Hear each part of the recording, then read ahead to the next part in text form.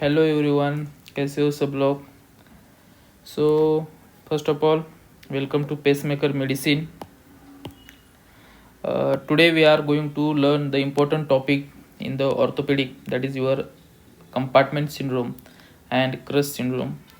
So the compartment syndrome and crush syndrome, but before going into the in detail about the compartment syndrome and crush syndrome, just look at the overview and I want to show you this image.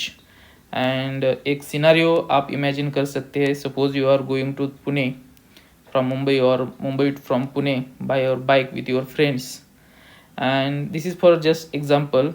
And suppose you met with the accident on the expressway, and you fall from your bike and you get fracture of the tibia, and your back rider friend, his leg is stuck in between the your bike and another vehicle coming from the back.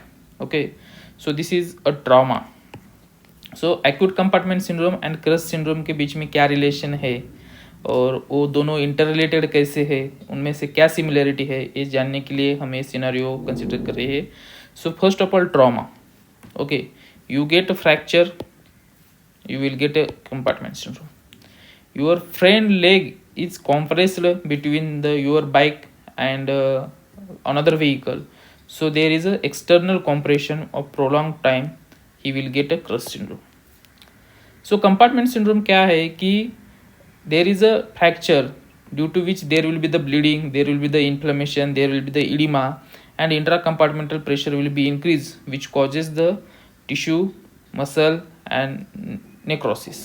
Okay, so this is a acute compartment syndrome. What is the crush syndrome? Crush syndrome again same. Due to the external compression, prolonged external compression, there will be the damage, there will be the ischemia, there will be the necrosis of the muscle of that part. And when you release that compression, suppose a rescue team has come and rescue team separated, or rescue team rescue your friends, and due to which the external compression was there, it will be relieved. So there will be the reperfusion injury, there will be again a necrosis which causes further damage, tissue necrosis. So crush syndrome is what?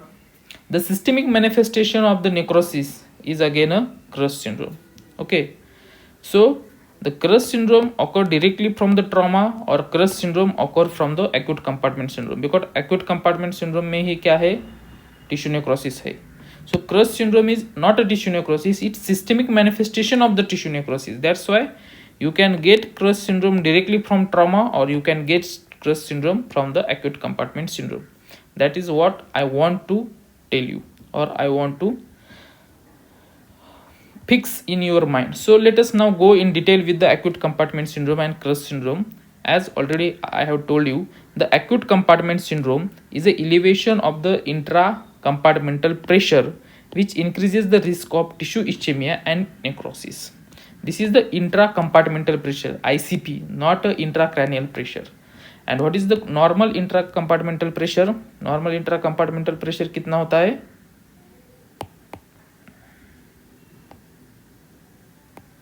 It will be the 0 to 8 mmHg. That is the normal intracompartmental pressure. Now, as already I have told you, the most common cause for the acute compartment syndrome is again 70% cause is fracture, and 30% there will be the soft tissue injury. Now in the fracture, the most common fracture is your tibial diaphyseal fracture. That is the most common, followed by distal radial and forearm fracture. Now what is the exact pathology behind this fracture? How this fracture causes compartment syndrome? So you are knowing that compartment syndrome means what? The increased pressure in one of the ossophyseal compartment due to bleeding, edema and inflammation. Suppose there is a fracture. Okay, fracture हुआ है, fracture से वजह से क्या होगा? There will be the bleeding, there will be the inflammation, there will be the edema. Now what happened? There will be the edema, so that the fluid or blood will build up in that compartment, and there will be the increase in the pressure within that compartment, causing the acute compartment syndrome. Okay, the vicious cycle of the ischemia, edema, ischemia, the cycles is going to continue, leading to the, first of all, before the necrosis, it will cause the muscle ischemia, which lead to muscle necrosis, and there will be the damage of nerve within that compartment within the 6 hours. So these are the 6 hour of golden 6 hour of your acute compartment syndrome. Within the 6 hour you have to manage the patient, otherwise it will be bad, going into the shock on all the side effects. Okay, so these were the 6 hour, like in your CPR we have the golden 6 minutes, so here golden 6 hour in case of the acute compartment syndrome. Now this is the pathology, how fracture causes compartment syndrome.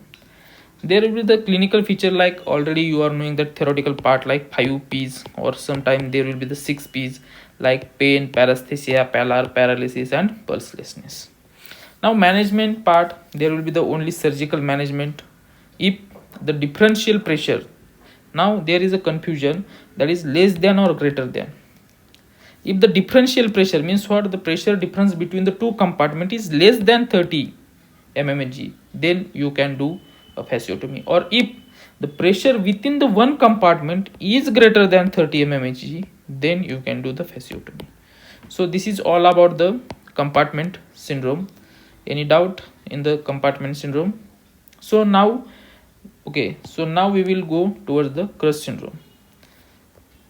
Now I have already told you compartment syndrome is nothing but it causes the necrosis. Okay, and crush syndrome is what, the systemic manifestation of this necrosis. This is the crush syndrome. Now the crush syndrome is the systemic manifestation of the muscle necrosis, as I have already told you, and it is most commonly due to the prolonged external compression of your extremities. Like in your case, your friend leg gets stuck between your bike and another vehicle. So causes, there will be the crush injuries sustained during the motor vehicle accident, earthquake, mining and other occupational accident, as already I have told you. Now what is the pathology? Pathology is going to again the same. There is a prolonged external compression, due to which there will be the ischemia going to the necrosis. The underperfusion of the muscle causes myonecrosis.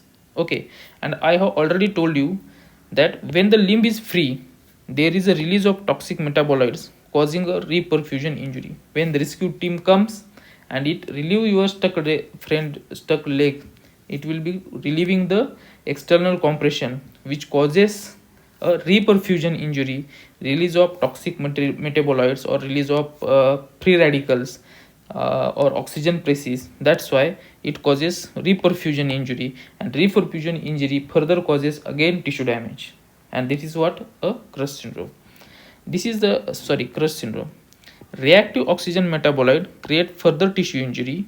I have already told you there is generation of the free myoglobin which precipitate in the renal glomeruli, causing again a acute renal syndrome or AKI, or there will be the renal damage. Now again the clinical features are same as like your compartment syndrome.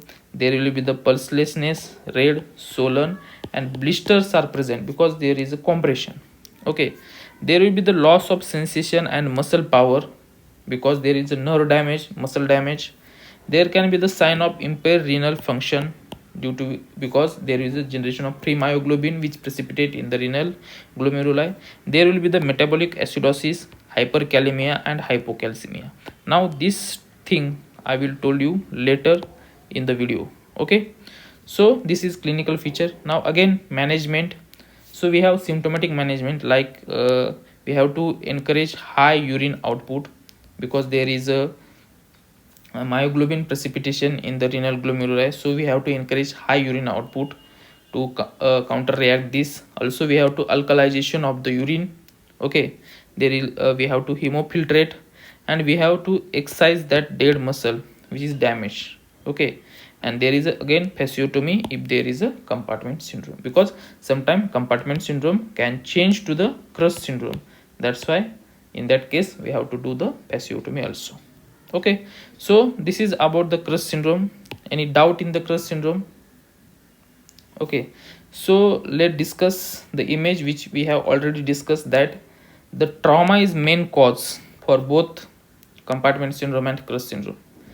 If trauma causing the damage or trauma causing the fracture, it causes a compartment syndrome.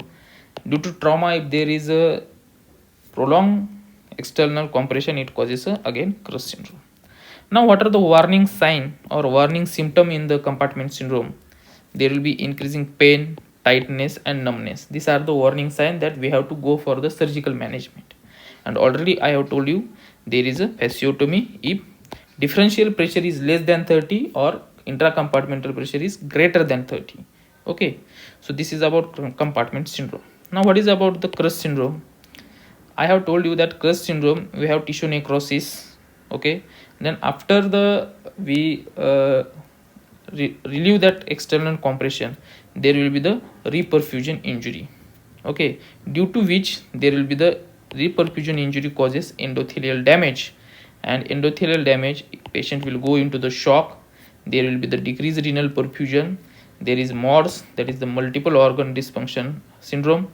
There is myoglobinuria, which leads to the renal damage and it causes a systemic coagulopathy. So we have to manage the symptoms, like we have to do renal infiltration to manage the renal failure, and also we have to do alkalization of urine with the sodium bicarbonate. So this is already we have discussed about the crush syndrome. Now the main thing, you might not be visible to these things, but just here I will tell you, that is in the crush syndrome. 1 minute.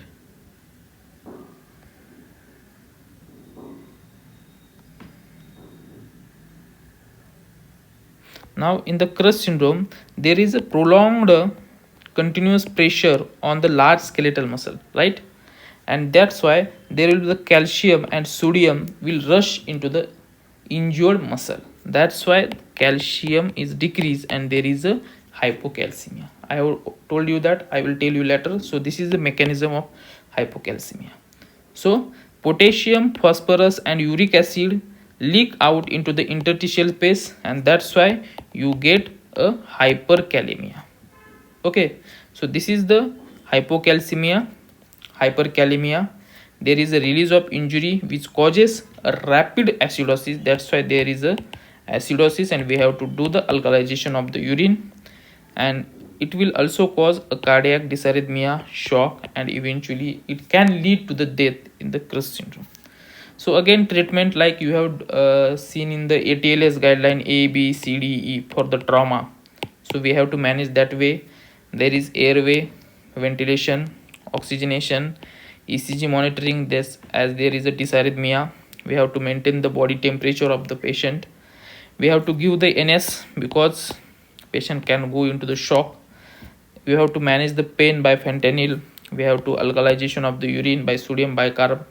We have to go give the calcium chloride because there is already hypocalcemia in this patient, and we have to transport the patient as soon as possible to the trauma center. So this is about the crush syndrome. Now what is about the compartment syndrome? Like that already we have told you that there is a deep tissue injury to the skeletal muscle due to the fracture. Due to fracture there is a skeletal muscle injury, and that's why there will be the accumulation of blood, edema between the muscle and the tissue due to the fracture. Okay, and it will rise the intracompartmental pressure, and due to which there is a fluid buildup, blood buildup. Okay, and this all ischemia, and ischemia eventually leading to the necrosis. This all things comes under compartment syndrome. Again the same treatment like ATLS guideline: airway, breathing, oxygenation, ECG monitoring, body temperature maintain. We have to apply the splint for the comfort of the patient, that is the necessary. If necessary, then we have to keep the vein open. We have to manage the pain by the fentanyl and transport the patient as soon as to the trauma center. So this is the interrelation between compartment syndrome and crush syndrome. Again the 6 P's which are similar, like pain, pallor, paresthesia, painkillothermy, pulselessness and paralysis. So in this way we have to understand the relation between the compartment syndrome and crush injuries, which is very important in case in view of examination. So any doubt in this? If you have any doubt, let me know in the comment section, and follow our channel for more important videos like that. Okay, thank you guys.